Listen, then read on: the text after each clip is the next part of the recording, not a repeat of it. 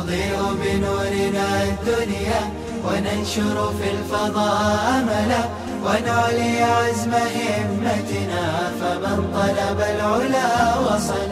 الحمد لله رب العالمين والصلاة والسلام على سيد الأنبياء والمرسلين وعلى آله وصحبه أجمعين إلى يوم الدين. قال الله تعالى في كلامه المجيد: أعوذ بالله من الشيطان الرجيم بسم الله الرحمن الرحيم. إن عدة الشهور عند الله 12 شهرا في كتاب الله منها 4 حرم. وقال النبي صلى الله تعالى عليه وسلم: صوموا عاشوراء وخالفوا فيه اليهود. صدق اللہ العظیم. واجب الاحترام برادران اسلام، بزرگوں اور دوستوں،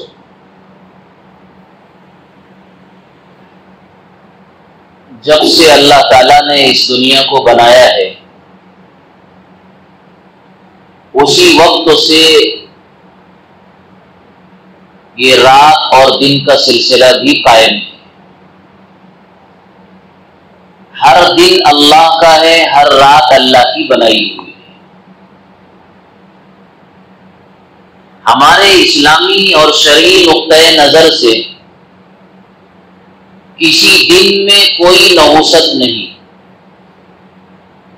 اور کسی دن میں کوئی برکت نہیں. جب تک اللہ تعالی کسی دن کی اور کسی رات کی نسبت اپنی طرف نہ کرے یا اللہ اپنے قدرت سے اپنی طرف سے کسی رات میں اور کسی دن میں جب تک کوئی فضیلت، کوئی کمال، کوئی برکت نہ ڈالے، محض دن ہونے کی وجہ سے، محض رات ہونے کی وجہ سے اس میں کوئی نہ برکت ہے نہ کوئی نحوست ہے. ہاں، اللہ تعالیٰ کسی دن کو بابرکت بناتے ہیں، کسی مہینے کو برکت والا، تقدس والا، قابل احترام بناتے ہیں، کسی جگہ کو، کسی پوائنٹ کو، کسی علاقے کو اللہ تعالیٰ قابل احترام اللہ بناتے ہیں تو وہ قابل احترام اور بابرکت ہوتا ہے. اس لیے ہماری شریعت میں کسی بدشگونی لینے کی کوئی اجازت اور گنجائش نہیں. تو اللہ نے جب سے اس کائنات کو سجایا اور بنایا ہے اسی دن سے محرم الحرام کا یہ مہینہ قابل احترام ہے، جس کو قرآن کریم نے اس طرح بیان کیا ہے: یوم خلق السماوات والارض منہا 4 حرم. 4 مہینے قابل احترام ہے جن کو قرآن نے ذکر کیا ہے، اور ان کا احترام، ان کا تقدس، ان کی عظمت، ان کی حرمت اسی دن سے ہے جب سے اللہ تعالیٰ نے آسمانوں اور زمین کو بنایا ہے. ان 4 مہینوں میں 3 تو لگاتار ہے: ذی القعدہ، ذی الحج اور محرم، اور 1 مہینہ جو شعبان سے پہلے رجب المرجب کا ہوتا ہے. یہ 4 مہینے قابل احترام ہیں، حرمت والے. محرم کا معنی ہی آتا ہے جس کو حرمت عطا کی گئی، جسے احترام دیا گیا. دراصل بات یہ کہ رسول اللہ صلی اللہ علیہ وسلم سے زمانے دراز پہلے، جسے کہیں گے صدیوں پہلے، نبی پاک صلی اللہ علیہ وسلم کے دور سے پہلے کا دور دور جاہلیت کہلاتا ہے. ان 4 مہینوں کو بڑا محترم جانا گیا اور اس کا احترام کیا گیا. اس میں لڑائی نہیں کرتے تھے وہ لوگ، ڈاکہ ڈالنا بند کر دیتے تھے. چوری کا سسٹم بند ہو جاتا تھا. احترام. جیسے رمضان المبارک جب آتا ہے تو ماشاءاللہ بہت سارے غلط کار اپنے غلط دھندوں کو بند کر دیتے ہیں, بند کرنے کی کوشش کرتے ہیں. کمی تو ضرور کر دیتے ہیں. پینے والا پینا کم کر دیتا ہے یا چھوڑ دیتا ہے نا. ایسے بہت سارے گناہوں میں مبتلا لوگ گناہ کرنے کا کام رمضان کی احترام میں بند کر دیتے ہیں. یہ ایمان والا کا جو ایمان والے کا جو ایمان اس کے اندر ہے وہ اس کو بہرحال کہیں نہ کہیں اور کسی نہ کسی درجے میں جھنجھوڑتا ہے, اسے کچوکا لگاتا ہے, اس کے ضمیر کو للکارتا ہے کہ تو صاحب ایمان ہے اور یہ مہینہ انتہائی مقدس اور پوتر ہے. اس میں کم سے کم اگر کسی گناہ کو کلی اور کامل اور کمپلیٹ طور پر اگر تو چھوڑ نہیں سکتا ہے تو کمی تو کر دے. تو محرم کا مہینہ یہ صدیوں پہلے زمانے جاہلیت سے اس کا احترام چلا رہا ہے. ایک غلط فہمی مسلمانوں کے اندر اہل ایمان میں یہ چلی آئی, یہ غلطی ہے, سوچ کی غلطی, سمجھ کی غلطی یا ناواقفیت اور جہالت اس کو کہہ سکتے ہیں. وہ یہ ہے کہ اتفاق سے اس محرم کی 10 تاریخ کو واقعہ کربلا پیش آ گیا.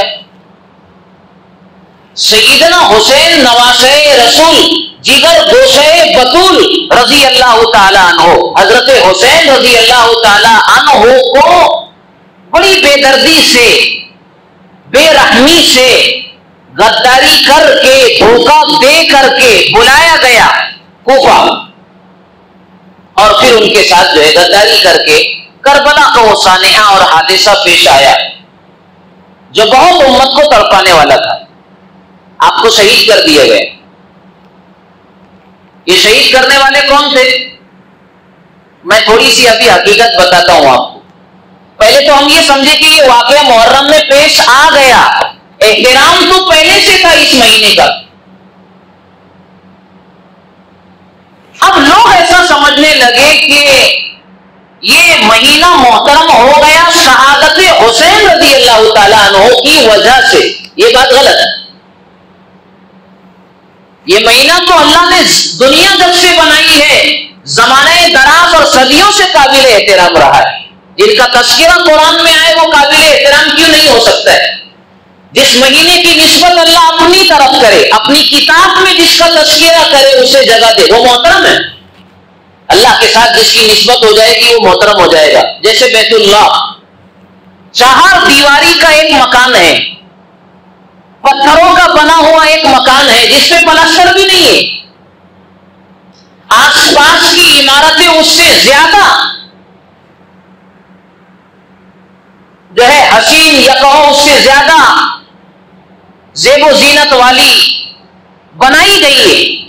لیکن یہ 4 دیواری کا کعبہ اور بیت اللہ جس کو پلستر بھی نہیں ہے, ساری دنیا کی ساری عمارتوں سے, چاہے جتنی بھی حسین عمارتیں دنیا میں بنی ہے یا بنائی جائے گی, ہمیشہ ہمیش کے لیے اللہ کا یہ 4 دیواری والا مکان جسے بیت اللہ کعبۃ اللہ کہتے ہیں, جس کی نسبت اللہ کے ساتھ لگی ہوئی ہے, وہ قیامت تک کے لیے محترم ہے.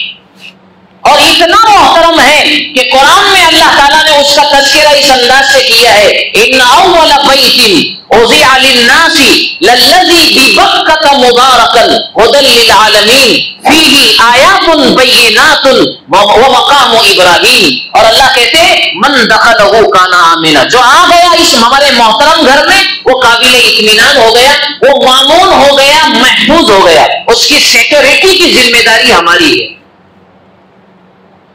تو 4 دیواری ہے تو, لیکن محترم کیوں ہے؟ اس لیے کہ نسبت اللہ کے ساتھ جڑی ہوئی, اللہ کا گھر. ایسے یہ اللہ کے مہینے, سارے مہینے اللہ کے, لیکن تذکرہ اس کا قرآن میں ہے. تو یہ غلط فہمی ہے کہ شہادت حسین کی وجہ سے یہ محترم ہوا, نہیں, بلکہ ہم یہ کہیں گے کہ حضرت حسین رضی اللہ تعالی عنہ کی شہادت میں 4 چاند لگ گئے, اس کی فضیلت بڑھ گئی, ان کی عظمتوں میں اضافہ ہو گیا اس مہینے میں شہادت کے پیش آنے کی وجہ سے. سمجھ رہے؟ بات الٹی ہے. حضرت حسین کی شہادت اور زیادہ محترم ہو گئی, عظمتوں والی بن گئی, کیونکہ محترم مہینے میں پیش آئی. اب رہی بات یہ کہ یہ مہینہ کیا غم منانے کا ہے,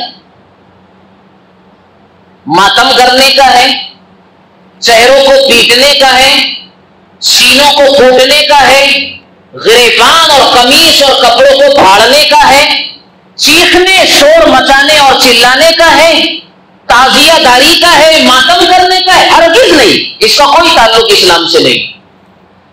الحمدللہ ہمارا گاؤں تو اس سے محفوظ ہے, لیکن شہروں میں ابھی بڑی دھوم اور بڑی تیاریاں ہوں گی. بڑے بڑے شہروں میں جہاں پر ایک مخصوص کمیونٹی, اور جس کو ہم شیعہ کہتے ہیں, رافضی کہتے ہیں, میں آپ کو ذرا اس کی حقیقت بتا دیتا ہوں. ان کی حقیقت اور ان کے اس عمل کی حقیقت بتا کر ہماری بات پوری ہو جائے گی. یہ شیعہ کون لوگ ہیں؟ یہ خاندان نبی صلی اللہ علیہ وسلم سے جھوٹی محبت کا دعویٰ کرنے والے لوگ.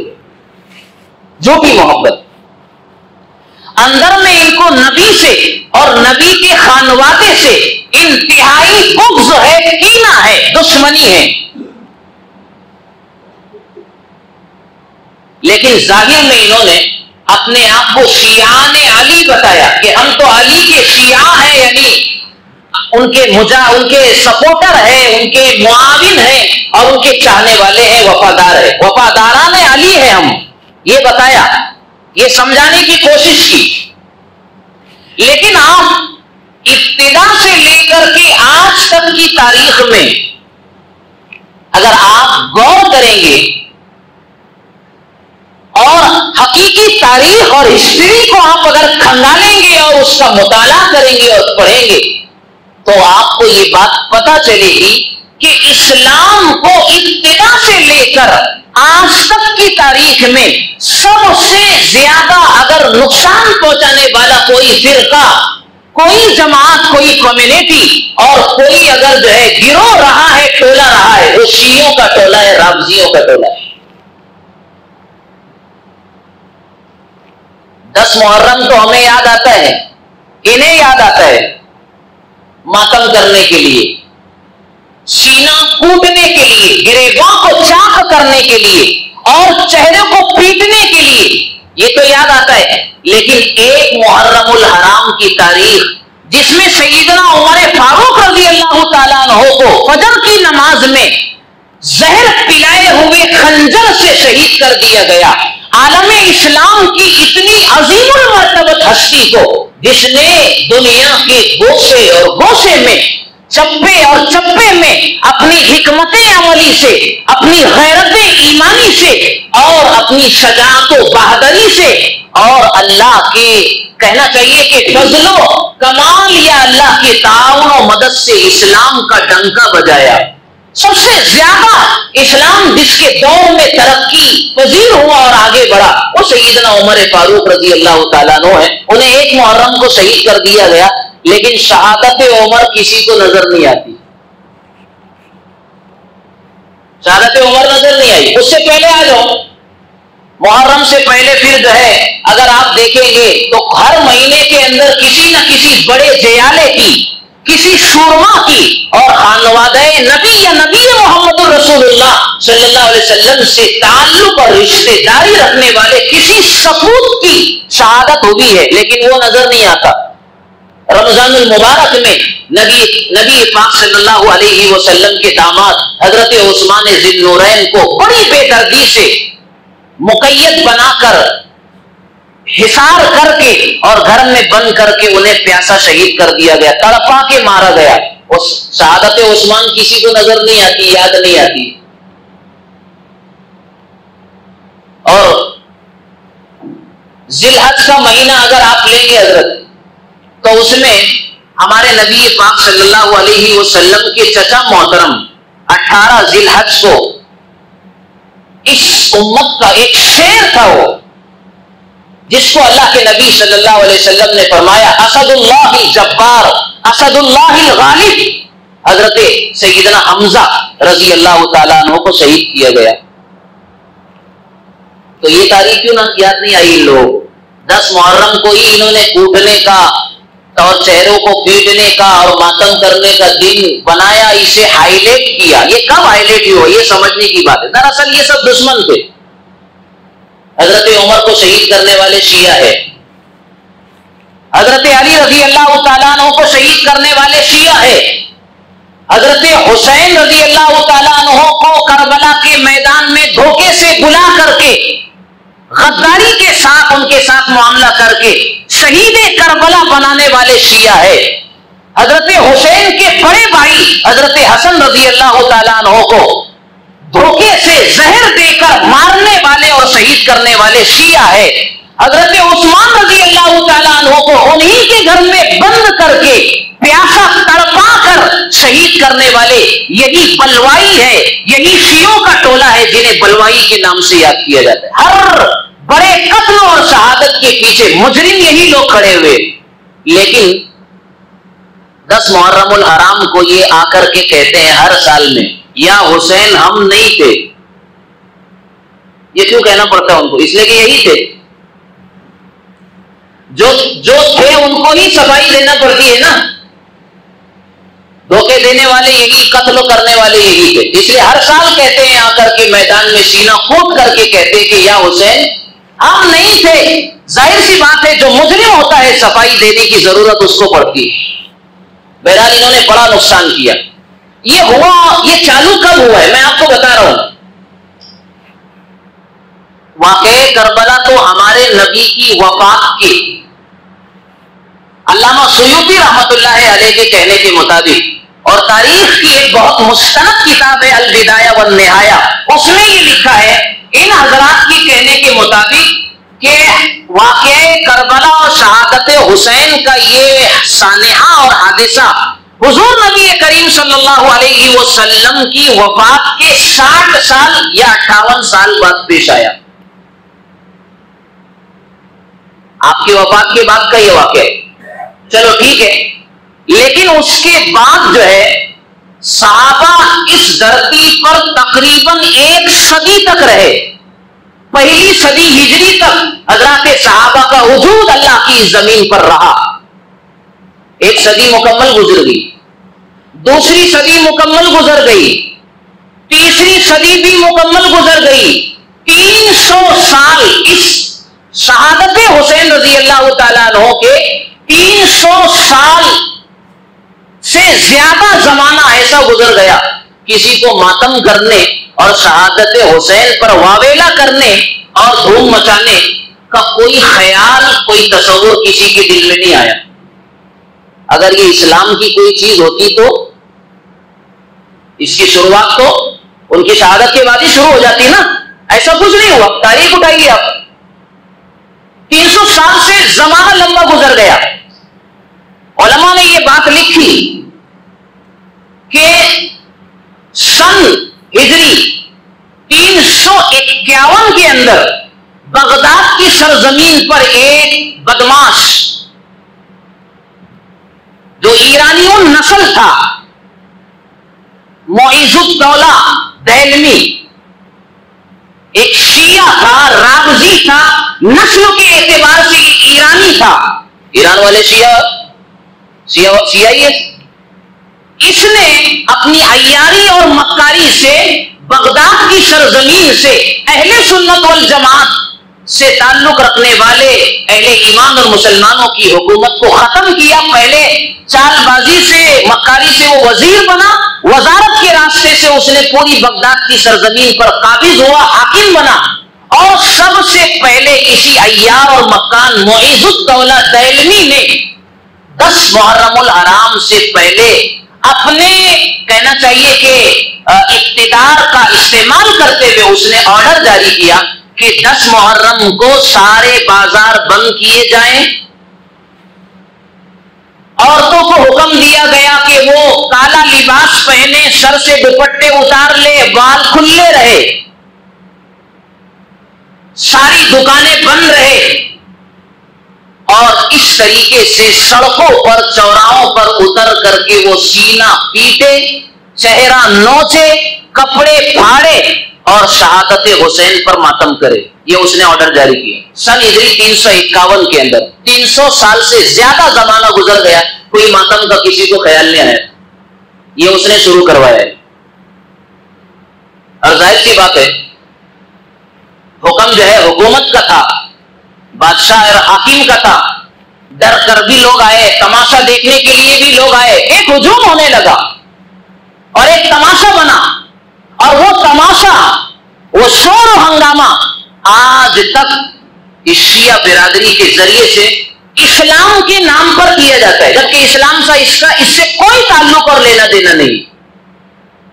شہید کا ماتم اسلام نہیں سکھاتا. شہید قابل ماتم نہیں ہوتا ہے، شہید تو قابل فخر اور قابل افتخار ہوتا ہے. اس لیے کہ قرآن کریم کہتا ہے وَلَا تَقُولُوا لِمَن يُقْتَلُ فِي سَبِيلِ اللَّهِ أَمْوَاتٌ بَلْ أَحْيَاءٌ وَلَٰكِن لَّا تَشْعُرُونَ بَلْ أَحْيَاءٌ عِندَ رَبِّهِمْ وَلَٰكِن لَّا تَشْعُرُونَ. شہیدوں کو مردہ مت کہو، وہ تو اللہ کے نزدیک زندہ ہوتے ہیں، اور زندے کا ماتم نہیں کیا جاتا.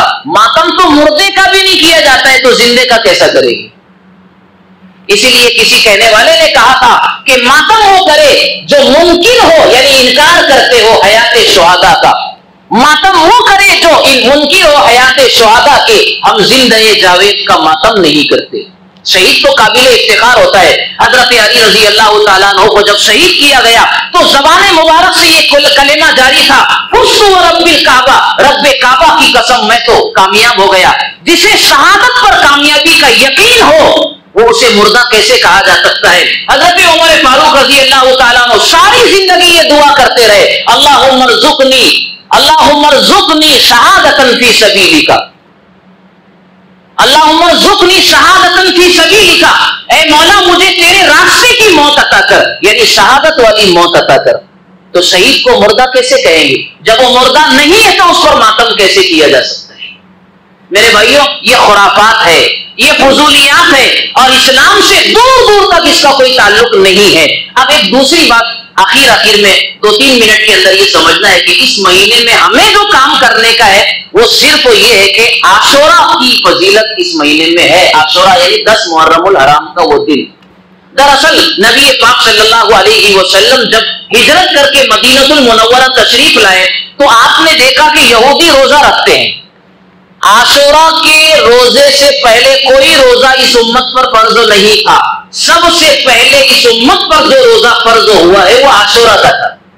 لیکن جب رمضان المبارک کے روزوں کی فرضیت آ گئی اور انہیں فرض قرار دے دیا گیا تو پھر عاشورہ کے روزے کا فرض ہونا اس امت سے ختم کر دیا گیا. وہ ایک نفل روزہ ہو گیا اور مستحب اور قابل ثواب روزہ ہو گیا.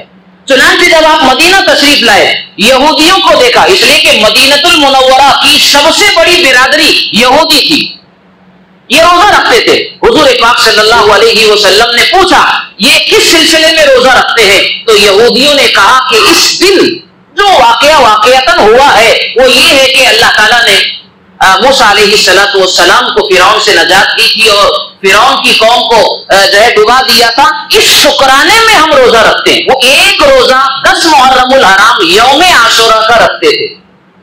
تو حضور پاک صلی اللہ علیہ وسلم نے فرمایا کہ نحن احق بموسیٰ منکم، موسیٰ کے مقابلے، موسیٰ کے احترام میں یا موسیٰ کے نسبت پر یہودیوں سے زیادہ روزہ رکھنے کے حقدار تو ہم لوگ ہیں. اس لیے آپ علیہ السلام نے یہ تمنا اس وقت ظاہر کی تھی کہ اگر میں آئندہ سال زندہ رہا تو انشاءاللہ میں عاشورہ کے روزے کے ساتھ ایک روزہ آگے کا یا پہلے کا ملا کر کے رکھوں گا. کیونکہ حضور نے فرمایا، جو حدیث میں نے آپ کے سامنے پڑھی ہے، صوموا عاشورہ، عاشورہ کا روزہ رکھو، وخالفوا فیہ الیہود، اور اس میں یہودیوں کی مخالفت کرو. مخالفت کا مطلب یہاں پر یہ ہے کہ وہ ایک ہی دن کا روزہ رکھتے ہیں، ہمیں ان کے جیسا نہیں کرنا ہے، کیونکہ یہودی اسلام دشمن کمیونٹی اور برادری ہے، انہیں اسلام سے ہمیشہ بیر ہے. اور میں آخر میں چلتے چلتے آپ کو آپ کی معلومات کے لیے بتا دیتا ہوں، آج پوری دنیا میں پھیلی ہوئی یہ شیعہ برادری دراصل یہودیت کا دوسرا چہرہ ہے. یہ بڑی گہری بات ہے، اہل علم سے اس کا خاص تعلق ہے. اس کے تانے اور بانے سمجھنے کے لیے آپ کو گہرا مطالعہ کرنے کی ضرورت پڑے گی. آج جو شیعہ برادری ہے جنہوں نے ہمیشہ اسلام کے لیے نقصان کے جو ہے پہنچانے کی کوششیں کی ہے اور پہنچایا ہے، دراصل یہودیوں کا یہ شیعہ دوسرا چہرہ ہے. جب انہوں نے دیکھا کہ آمنے سامنے ہم مسلمانوں سے جیت نہیں سکتے، یہ بڑے شجاع اور بہادر ہوتے ہیں، اور تو پھر انہوں نے چہرہ بدل دیا، نقاب بدل دیا، پیٹرن بدل دیا. آج کی زبان میں یہ بولیں گے، اور شیعیت کا نعرہ لگا کر وفاداری کا جھانسا دے کر کے بڑی بڑی شخصیات اسلام کو اور معززین کو اور بہادر افراد کو انہوں نے قتل کیا اور شہادت کا جام پلایا. یہ شیعوں کی حقیقت ہے. بہرحال اس دن ہمیں عاشورہ کا روزہ رکھنا، منگل کو غالباً 10 محرم الحرام آ رہی ہے، اس سے پہلے 9 محرم کا ملا کر رکھیے، یا 10 کے ساتھ 11 کا، 2 روزے ہمیں رکھنا ہے. اس روزے کی بڑی فضیلت ہے. اللہ کے نبی صلی اللہ علیہ وسلم فرماتے ہیں، احتسب علی اللہ ان یکفر السنۃ التي قبلہ والسنۃ التي بعدہ. مجھے امید ہے اس بات کی کہ اس روزے کی برکت سے اللہ تعالیٰ 1 سال پہلے کے اور 1 سال بعد کے گناہ معاف کر دیتے ہیں. لیکن یاد رکھو، اس طرح فضیلت جن نفلی روزوں کی احادیث میں بیان کی جاتی ہے، ان سے جو گناہ ختم ہو جاتے ہیں وہ صغیرہ گناہ ہوتے ہیں، چھوٹے گناہ. بڑے گناہ بغیر توبہ کے معاف نہیں ہوتے. نمبر 2 بات، اس طرح روزہ رکھ کر کے کسی کا مالی اگر حق ہمارے ذمے ہے تو وہ معاف نہیں ہو جاتا کہ بھئی مولانا نے، مفتی صاحب نے جو ہے ممبر سے بتایا تھے کہ 1 روزہ 2 روزے رکھ لو تو اگلے اور پچھلے سب گناہ معاف ہو جاتے ہیں، لہذا 5000 روپے کسی کے باقی ہے تو وہ بھی معاف ہو گئے. ایسا نہیں سمجھنے.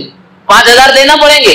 بندوں کے جو حقوق ہمارے ذمے ہیں وہ تو ادا کرنا پڑے گے. اور بڑے گناہ جن کو کہا جاتا ہے وہ گڑ گڑاڑے اور توبہ کے بغیر معاف نہیں ہوتے ہیں. اس طرح نفلی روزوں کے ذریعے جو گناہ معاف ہوتے ہیں وہ صغیرہ چھوٹے چھوٹے گناہ ہوتے ہیں. اللہ تعالیٰ 1 سال کے پہلے اور بعد کے گناہ معاف کرے گا.